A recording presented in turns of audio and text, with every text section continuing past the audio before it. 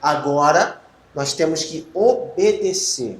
E a obediência é que revela a sua crença.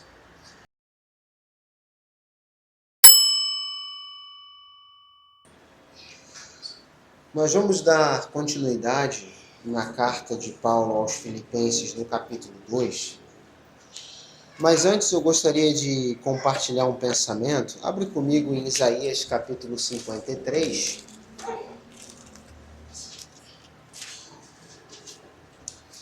E o que eu vou partilhar agora é um dado, é uma questão preocupante. Algo que deveríamos analisar. No versículo 1 do capítulo 53 existe uma pergunta.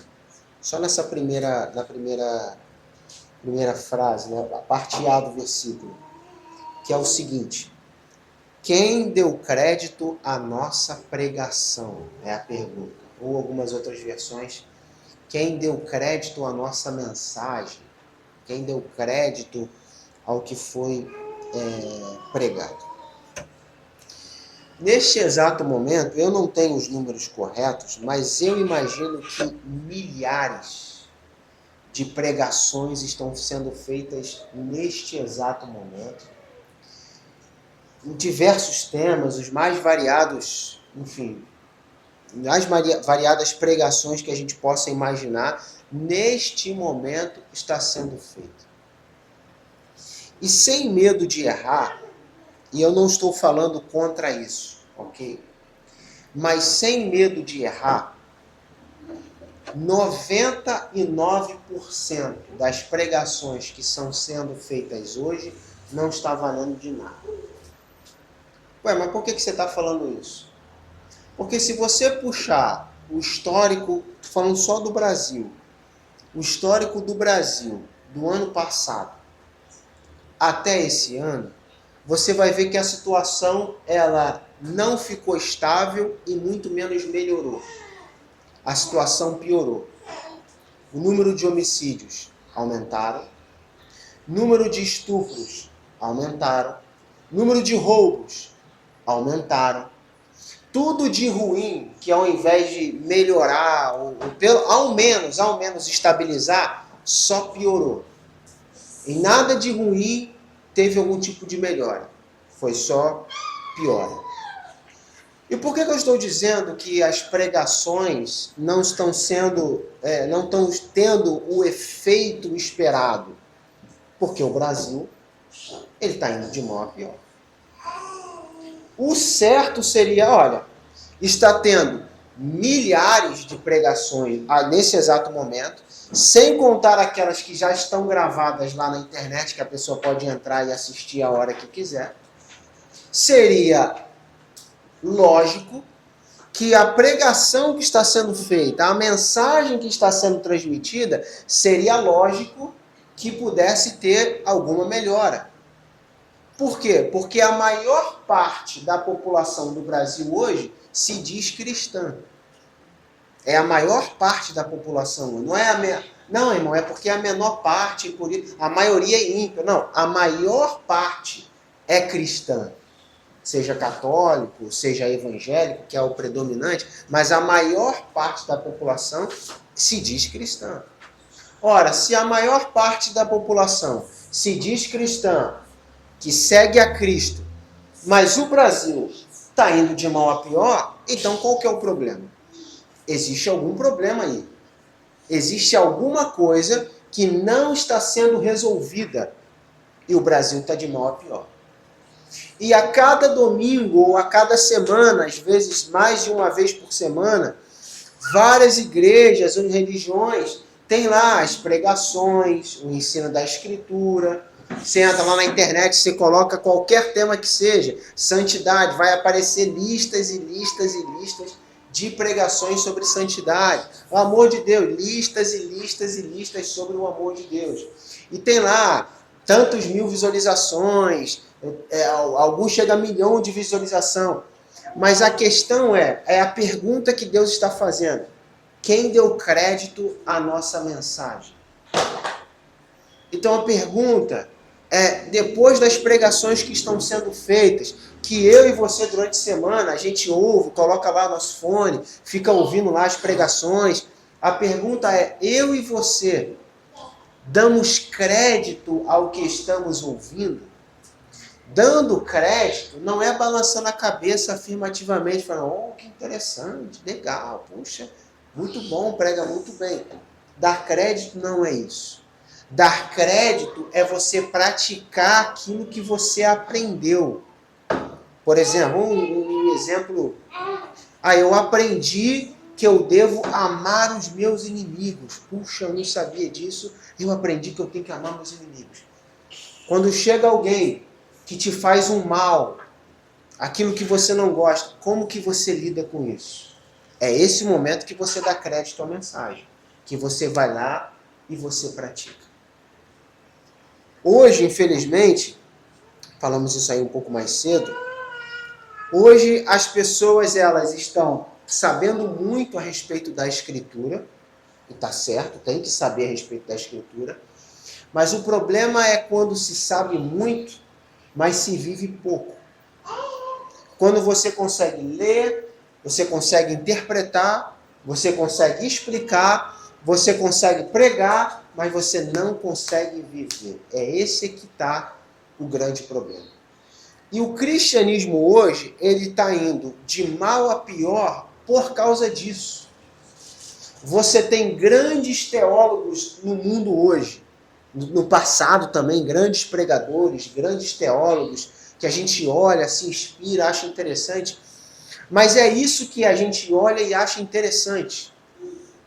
Qual é o número de pessoas que a gente olha e fala assim, puxa, eu queria imitar a vida dessa pessoa. Eu olho a vida daquela pessoa e falo, olha a atitude dele, olha como é que ele vive, olha como é que ele... Eu quero ser igual a ele. Eu quero imitar a conduta dele. Eu quero ser igual a ele. Então, hoje se fala muito sobre teologia de fato, mas pouco sobre vivência. As pessoas, elas acham muito mais bonito, ficam com seus olhos muito mais impactados quando vem uma boa pregação, quando vem um bom teólogo discursar, mas não ficam tão impactados quando vê alguém vivendo, praticando. E esse que está sendo um dos problemas hoje. Muitas palavras, poucas ações. E a pergunta é, quem tem dado crédito à nossa mensagem? Você e eu temos dado crédito ao que nós lemos na Escritura, ao que nós ouvimos nas mensagens, na pregação? Temos dado crédito ou não?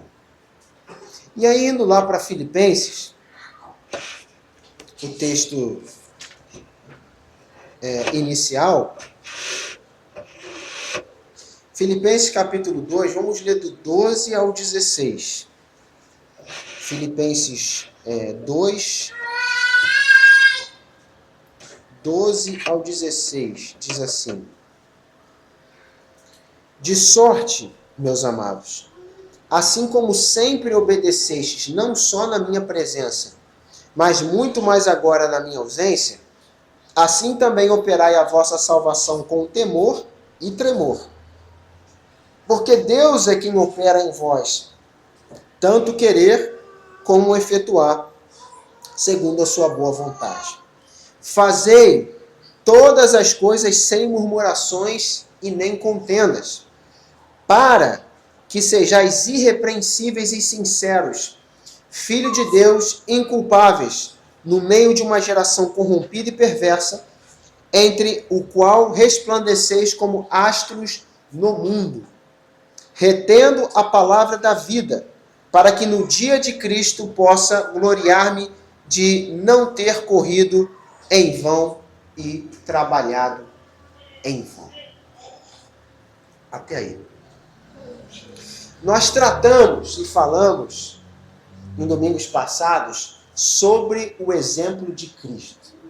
Ficou ali evidente que Cristo ele viveu, Cristo ele fez, Cristo ele pregou uma mensagem que ele mesmo colocou em prática e nós fomos desafiados a imitar este exemplo, a ser como Cristo, diz o versículo 5, a ter o mesmo sentimento que houve em Cristo. Em situações difíceis, que para nós é complicado praticar, viver, fomos desafiados a ser como Cristo. E cada um de nós aqui sabe os desafios e aonde precisa ser como Cristo. Não há dúvida relacionada a isso. Dizer que devemos ser como Cristo, todos vão falar amém. O difícil é ser como Cristo, de fato, né? Sair daqui e praticar. E aí no versículo 12 em diante, Paulo agora vai tratar e falar de uma forma mais prática. Paulo vai tratar e falar agora sobre obediência. Nós cremos em Cristo, amém? Sabemos que Ele é o Filho de Deus, cremos na Sua palavra, amém? Mas não é só isso. Agora, nós temos que obedecer. E a obediência é que revela a sua crença. Como que você vai provar que crê em Cristo? Obedecendo a Ele. Paulo, no versículo 12, ele vai tratar e falar algo muito interessante. Ele vai dizer o seguinte: de sorte, meus amados, como sempre obedecestes, não só na minha presença, mas também na minha ausência. Que coisa interessante que ele está falando aqui. Sobre algo muito importante que a gente chama e conhece sobre hipocrisia. Que é eu estar perto do Leidson e eu me parecer um excelente irmão, vive em santidade, correto, ajuda, ama o próximo, mas porque eu estou perto do Leidson. Mas a partir do momento que nós nos despedimos, tchau, irmão, Deus abençoe, até semana que vem, eu sou o oposto daquilo que eu transpareço para ele. Então, na presença dele, ele olha para mim e fala, excelente irmão. Mas na ausência dele, ele não tem a dimensão de quem verdadeiramente eu sou. O nome disso é hipocrisia. Eu sou alguém do lado dele, mas longe dele eu sou outra pessoa. Paulo aqui está falando com os irmãos, ora, vocês sempre obedecem na minha presença e também na minha ausência. Muito bom. E ele usa esse termo que eu acho interessante no versículo 12. De sorte que, meus irmãos, assim como sempre obedecestes. E eu fiquei pensando, puxa, é forte isso. Sempre obedeceste. Porque esse sempre obedecer, ele vai além de uma circunstância externa ou interna. Eu não vou obedecer porque nesse momento eu estou me sentindo bem. Agora está tudo bem, eu estou em paz comigo, ou as circunstâncias externas, está tudo dando certo, tudo ao meu favor, tudo cooperando, agora eu vou obedecer. Não, esse sempre obedecer é independente se eu estou bem comigo mesmo ou não. É independente se as circunstâncias externas estão indo ao meu favor ou estou nas aflições que Cristo fala. Mas eu vou estar sempre obedecendo. Lá em Coríntios ele vai falar, a gente viu lá quando a gente falou no capítulo 1, eles estavam passando por uma extrema pobreza. Era a igreja lá dos Filipos e eles vão ajudar Paulo financeiramente, mesmo que numa extrema pobreza. Mas isso não era uma desculpa para eles deixarem de obedecer. Ah, não, eu não vou obedecer não vou ser fiel, não vou ser santo, porque era uma situação financeira, não tem condição. Não tem nada a ver uma coisa com a outra. Está passando por aflição, por luta, por dificuldade, mas precisa continuar sempre caminhando, sempre obedecendo. E esse é o nosso chamado, e eu vou sempre voltar a isso. Tenha o mesmo sentimento de Cristo. Porque Cristo não teve uma vida fácil, teve.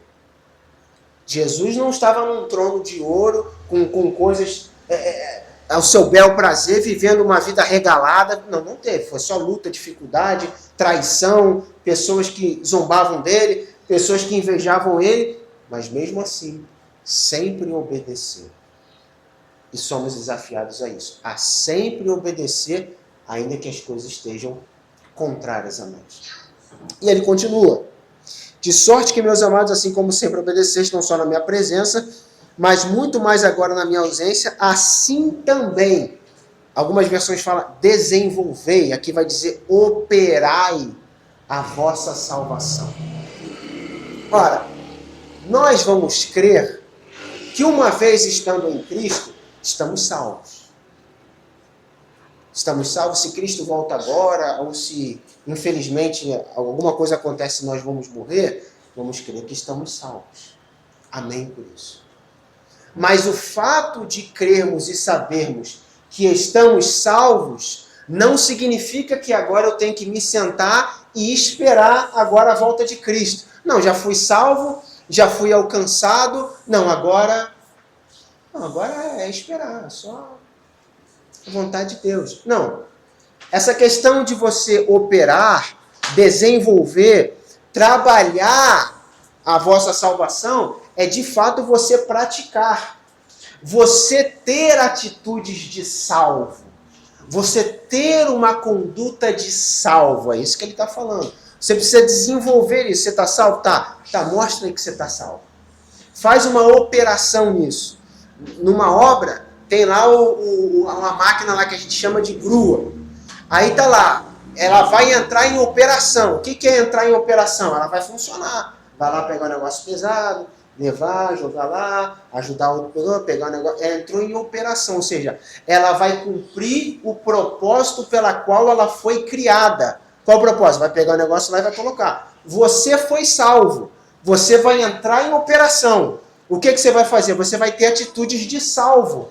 Assim como Deus lá ordenou, Cristo ordenou, as atitudes que você precisa ter, você vai lá e vai praticar. Você vai lá e vai colocar em prática aquilo que você aprendeu. Amar os inimigos? É ter santidade? É amar, é isso, é aquilo, é dar outra face? Então eu vou lá e vou praticar. É isso que você foi chamado para fazer. É operar a vossa salvação. Porém, ele completa aqui. Operai a vossa salvação com temor e tremor. Falando, não é medo. Às vezes as pessoas confundem temor com medo. Mas o temor que está aqui não é medo. Você ou eu, nós não devemos praticar o Evangelho, viver o Evangelho por medo. Ah, não, eu tenho que fazer isso aqui porque senão eu vou ser lançado no inferno. Ah, não, eu tenho que fazer isso aqui porque senão... Não é por medo. Não é isso. Você tem que fazer porque você foi alcançado por Cristo. Esse amor, Paulo diz, esse amor me constrange. E aí você, uma vez constrangido, você vai fazer. O termo aqui não é medo, o termo aqui é respeito, é reverência. Então você vai praticar, você vai viver o Evangelho, você vai obedecer em reverência. Não é de forma irreverente. Ou seja, de qualquer jeito, relaxada. Ah, não, é para Deus, não tem problema nenhum. Não. Você deveria, e eu também, fazer do melhor jeito. Malaquias, o profeta se levanta e o profeta vai condenar o povo. Porque eles estavam servindo o Senhor de qualquer maneira. E as coisas que eles mesmos estavam fazendo, a mesa que eles estavam montando, a comida que estava sendo servida, eles estavam dizendo, mas isso é desprezível. Mas quem é que está fazendo isso? Não é você que está montando a mesa? Não é você que está levando? E você mesmo está olhando e falando, mas isso é desprezível. E o profeta está chamando a atenção deles, dizendo, olha, para um rei, para um governador, para alguém importante, vocês fariam de um jeito melhor. Mas para mim, que sou o Criador, sou o Pai, por que vocês estão fazendo de uma forma relaxada para mim? Então, veja, para Deus, a gente deveria fazer melhor do que para qualquer pessoa, independente do título que ela tenha. O presidente, o ministro, seja lá quem for, se essa pessoa, por exemplo, nos convidar para alguma coisa, ou pedir para nós levarmos alguma coisa, é claro que nós vamos tentar fazer o melhor. Vamos tentar lá enviar um presente da melhor maneira, vamos nos portar sentado à mesa lá, se for chamado para comer, da melhor maneira. Mas para Deus, a gente deveria fazer ainda de uma forma melhor, porque Deus é acima daquele presidente, daquele ministro, daquela pessoa ali, quem quer que seja. Então Deus merece toda a reverência, todo o respeito possível. Então a nossa salvação, o que você for fazer, praticar, procure fazer da melhor maneira, da melhor forma, porque Deus merece o melhor. Quando ele enviou seu filho, ele enviou o seu melhor. Quando Cristo veio, curou as pessoas, teve compaixão, ajudou, Cristo fez o melhor. Por que que eu e você vamos fazer o pior? Quando nós oramos pedindo a Deus que Ele nos ajude por algum problema que estamos passando, nós esperamos que Ele faça o que por nós? O melhor ou o pior? Ah, Senhor, dá um jeitinho qualquer na minha situação. Não, nós esperamos que Ele resolva a nossa situação, que Ele nos ajude da melhor forma. E por que que nós vamos fazer as coisas para Ele não da melhor forma, mas de qualquer forma? Então nós somos desafiados a isso, a operar a nossa salvação com temor, com tremor, com reverência, agindo da melhor maneira. Versículo 13. Porque Deus é quem opera em nós o querer como realizar. Eu acho interessante esse versículo, porque ele quebra qualquer tipo de orgulho que possa existir em nós. Deus é quem efetua o querer. E não só o querer, mas é Ele que efetua o realizar. Aonde que entra a minha parte aí? Aonde que entra a minha ação aí? Aonde que entra o meu mérito aí? Nenhum. Não entra em parte nenhuma o meu mérito. Ah, não, mas fui eu que quis. Não, fui eu que fui lá e fiz. Não, fui eu que tive a ideia. Não entra nada disso.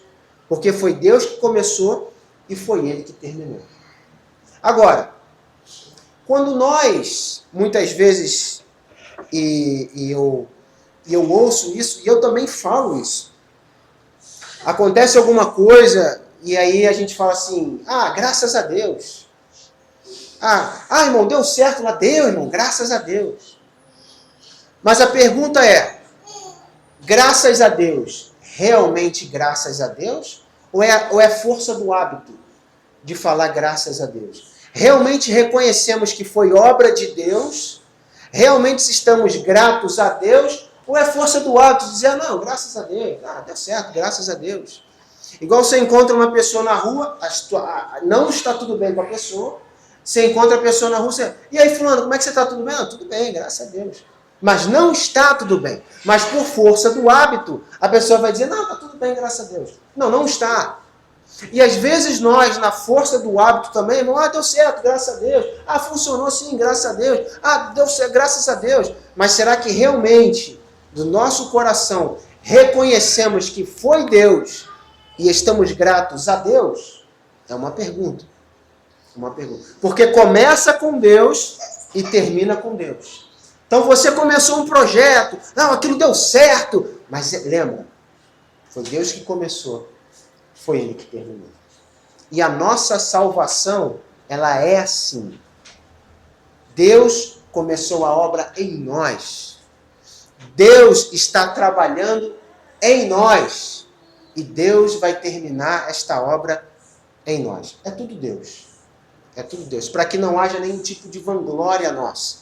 Para que não haja nenhum tipo de... irmão, aprende comigo aí. Irmão, não existe isso. Foi Deus. Foi Deus na minha vida. É Deus na sua vida. Tudo começa e tudo termina em Deus. E aí, versículo 14. Fazei todas as coisas sem murmurações e nem contendas. Se tem algo que o ser humano faz desde que ele foi criado, é reclamar, é murmurar. Ninguém precisa ensinar uma criança a reclamar, ela já sabe reclamar das coisas. O ser humano, ele já reclama das coisas. Paulo aqui está falando sobre isso, a murmuração, a reclamação. Não é faça algumas coisas sem reclamação. Estaria bom se o versículo fosse isso. Mas o versículo é faça todas as coisas sem reclamação. Talvez o pior do que não fazer alguma coisa é fazer reclamando. É fazer com aquele desejo de não querer fazer e reclamar. Tem que fazer isso. Mas tem que dar água para ele, que lá pisou no meu pé, e agora tem que servir, eu tenho que ajudar. Não merece. Mas tem que fazer porque é Cristo. Mas, Senhor, de verdade, não. Nós não temos que fazer assim. Veja, a gente sempre precisa remeter a Cristo. Se Cristo fosse agir comigo da mesma forma que eu ajo com o meu próximo, como que você acha que Cristo agiria comigo? Você já imaginou eu orando, Senhor, eu estou precisando de uma ajuda, eu não estou conseguindo resolver esse problema, Senhor, me ajude. Aí Cristo lá do céu, de novo, tem que resolver isso. Mas, puxa vida, ele faz isso contra mim, ele faz isso contra mim, e eu tenho que ajudar. Já imaginou Cristo assim? É óbvio que não. Mas por que vamos agir assim com o próximo? Por que vamos ficar reclamando e murmurando quando temos que agir com o nosso próximo? Nós não temos que ter o mesmo sentimento de Cristo? Temos. Aonde você viu nos evangelhos Cristo reclamando que tinha que fazer as coisas? Cristo reclamando porque tinha que alimentar uma multidão que está seguindo ele durante tanto tempo. Reclamando porque lá o coxo, o paralítico, está lá, tem que curar, coitado. Tem ninguém que eu tenho que ir lá para ajudar. Aonde você viu Cristo reclamando disso? Vai lá, numa boa vontade, não vai ajudar. O irmão comentou aqui sobre aqueles que lá no deserto ficaram murmurando o que aconteceu. E se nós, hoje, tendo a palavra, tendo o Espírito, tendo várias bênçãos celestiais que Pedro coloca, ficarmos ainda murmurando e reclamando, o que será de nós? Se lá no deserto eles foram picados, foram mortos, e nós ficarmos reclamando e murmurando. Por isso ele fala, fazei todas as coisas sem murmurações. Faça de boa vontade, faça por amor, faça porque Cristo te constrangeu, faça porque você foi alcançado por Cristo. Faça, mas não faça reclamando, murmurando. Não estou aguentando mais isso. E ele diz, para que sejais irrepreensíveis e sinceros. Olha o termo que ele usa. Para que sejais irrepreensíveis e sinceros. Você gostaria dessa qualidade? Eu gostaria de ser irrepreensível, eu gostaria de ser sincero. Quem não gostaria disso? Todo mundo gostaria de uma qualidade como essa. Pois é, faça as coisas sem reclamar. Faça as coisas sem murmurar. Seja mais grato pelo que nós temos. Seja mais contente pelas coisas que nos acontecem. Ao invés de ser reclamão, murmurador, contencioso, seja grato. E aí, para que sejais irrepreensíveis e sinceros, filhos de Deus. Cristo é filho de Deus. Ele estava ali, filho de Deus, não reclamou, não murmurou, para que eu e você sejamos como Cristo. Irrepreensível, sincero, filho de Deus, ele diz ainda, inculpável. E ele vai falar uma coisa interessante. No meio de uma geração corrompida e perversa, entre o qual resplandeceis como astros no mundo. Quando você olha, clareia o dia e está sol, o sol ele consegue iluminar quantas pessoas? 3, 4, 5? Não, tudo. Tudo. Ele ilumina, está lá, ele nasce, ele está lá, meio-dia, está tudo claro, está tudo dia. Você parou para pensar que Paulo está falando para que eu e você sejamos como o sol é ao meio-dia? Assim como o sol está lá, o sol brilha, ilumina a todos, dá o calor a todos, traz luz a todos, vitamina para todos, assim também eu e você devemos ser no mundo. As pessoas precisam olhar cada um de nós e ver que somos como o sol. Não tem como você negar a existência do sol. Fala, não, eu acho que o sol não existe. Não, aquilo ali é sol. Não, não tem como. Ele está lá, ele brilha, é claro, dá para ver ele. Não. É isso que as pessoas elas precisam ver ao olhar para nós. Claramente Cristo. Não pode haver dúvida nas pessoas, mas será que ele é de Cristo ou não é? Mas será que ele... não sei. Não é isso. Eu não olho para o sol e falo, será que é o sol ou será que não? É o sol. Está brilhando, está dando calor, é o sol, é óbvio isso. As pessoas precisam olhar para nós e ver que nós não murmuramos, não criamos contenda. Precisam ver que nós somos irrepreensíveis, sinceros, no meio dessa geração depravada e corrompida. Somos chamados a brilhar. Você é chamado a se destacar. As pessoas precisam ver isso. Isso não é, veja, você querer mostrar para as pessoas Cristo, fazer as coisas para que as pessoas ímpias do mundo possam ver Cristo em você, não é orgulho, não é prepotência. Você está revelando Cristo para elas através da sua atitude. É isso. E elas precisam ver Cristo. Olhar e falar, não, de fato, esse é um verdadeiro cristão. De fato, essa é uma verdadeira cristã. E 16, ele fala, retendo a palavra da vida, para que no dia de Cristo eu possa me gloriar de não ter corrido e nem trabalhado em vão por vocês. Então, a palavra do Evangelho, a Bíblia que está aí na sua mão, no seu colo, ela deve ser retida, deve ser guardada, deve ser lida. Aquelas Bíblias que ficam como enfeite, não serve de nada. Isso daqui, irmãos, não é um amuleto. Não é algo que as pessoas pegam e... não, isso aqui vai me dar proteção, isso aqui... Não é isso. Um livro aberto em uma determinada página é um livro qualquer. É o mesmo livro lá, o mesmo peso do livro da crônica lá do não sei da quanta, o livro lá do não sei do que, é a mesma coisa. Só há vida quando nós abrimos e começamos a ler as palavras desse livro. Começamos a ler sobre o autor da vida. Começamos a ler sobre Cristo. Aí faz sentido. Mas enquanto ele estiver fechado, guardado, escondido, nada funciona. Então, infelizmente, para muitos, a Bíblia ela é como se fosse um livro de domingo. Ela só é resgatada e ela é aberta no domingo. Isso estou dizendo aqueles que usam o livro, fora aqueles que usam no celular. Que ainda a notificação, aí esquece a leitura, vê a notificação, dependendo da qual notificação, aquilo ali vai. Então ela é um livro de domingo.